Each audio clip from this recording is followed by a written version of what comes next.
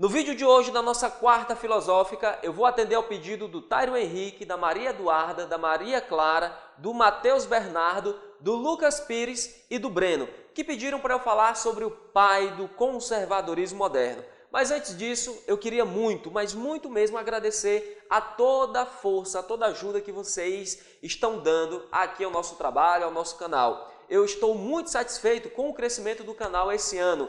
Tão satisfeito que, se continuarmos assim, nós vamos ter mais um vídeo durante a semana. Além da quarta filosófica, nós vamos ter também a terça sociológica.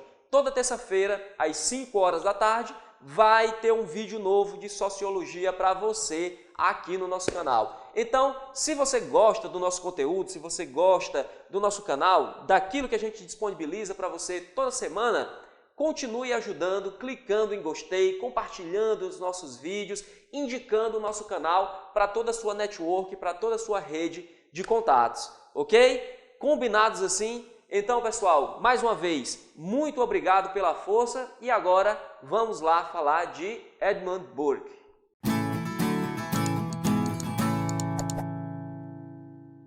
Edmund Burke foi um irlandês que viveu de 1729 até 1797. O cara foi advogado, escritor, filósofo e político muito atuante.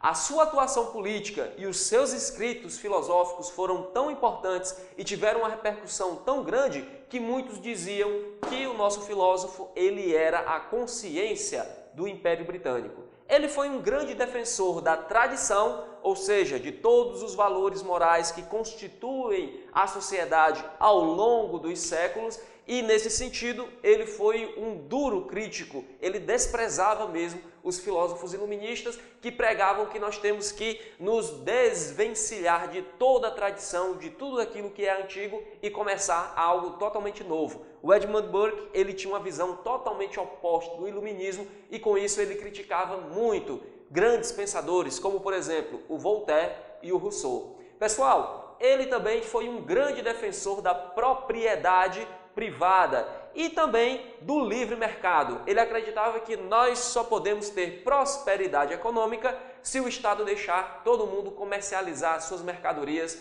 em paz.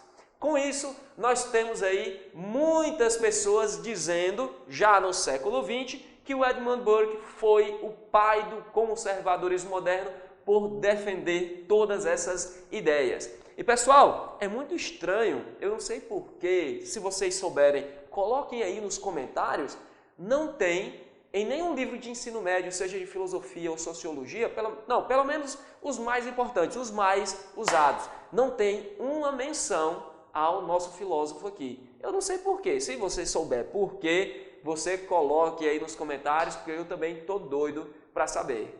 Bom, mas deixadas as polêmicas de lado, vamos voltar aqui.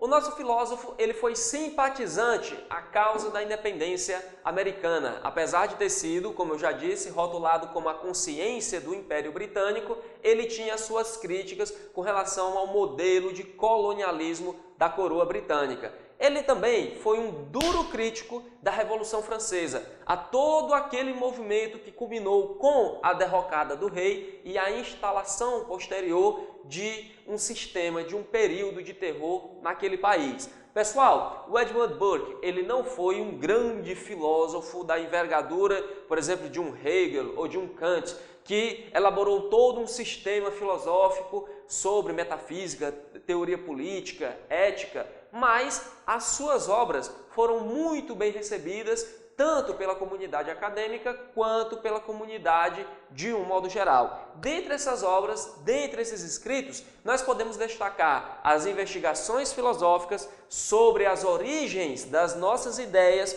sobre o sublime e o belo, que foi uma obra que chamou muita atenção tanto do Diderot quanto do Kant, e também as suas reflexões sobre a Revolução na França, onde ele nos dá uma ideia de um direito natural, uma concepção de um direito natural que defende, que legitima, que fundamenta a autonomia do indivíduo dentro da sociedade, mas uma autonomia que não venha a ferir a harmonia geral do todo da sociedade.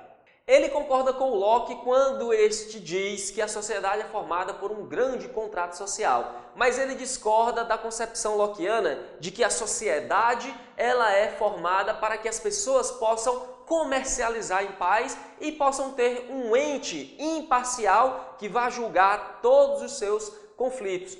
Para ele, o homem é muito mais do que um ser comercial. O homem é um ser que precisa da ciência, que aprecia a arte e que também é detentor e cultivador das virtudes. Nesse sentido, o homem ele participa sim da sociedade, mas não de uma sociedade que vá, nas palavras dele, suprir a sua vulgar existência animal. É aqui na sociedade que o homem, segundo o nosso filósofo, encontra o bem comum. E ele encontra o bem comum dentro dessa sociedade, porque a sociedade não é formada apenas pelas pessoas que estão aqui e agora convivendo com a gente. A sociedade, e isso é muito importante, pessoal, ele resgata uma ideia muito antiga dos filósofos clássicos. A sociedade, ela é formada, sim, por nossos antepassados e também pelos nossos descendentes. Nós temos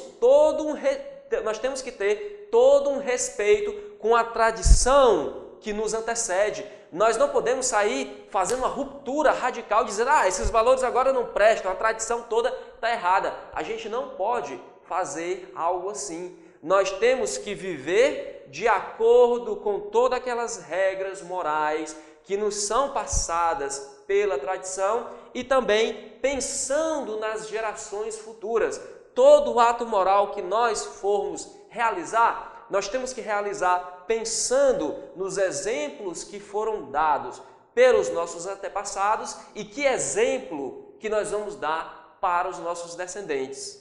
E aqui, ao falar sobre a constituição da sociedade, ele vai dizer que o contrato que constitui essa sociedade civil é aquele grande contrato eterno e divino que tem Deus como seu fiador. E pessoal, na sua antropologia também ele vai puxar para o lado religioso quando ele afirma que o homem ele é falho porque ele é fruto do pecado original. E não tem esse negócio, como Locke diz, como todos os iluministas dizem, de que o homem precisa de uma educação para que ele possa encontrar a felicidade, para que ele possa se aprimorar, se tornar cada dia melhor e com isso viver bem em sociedade. Não tem nada disso.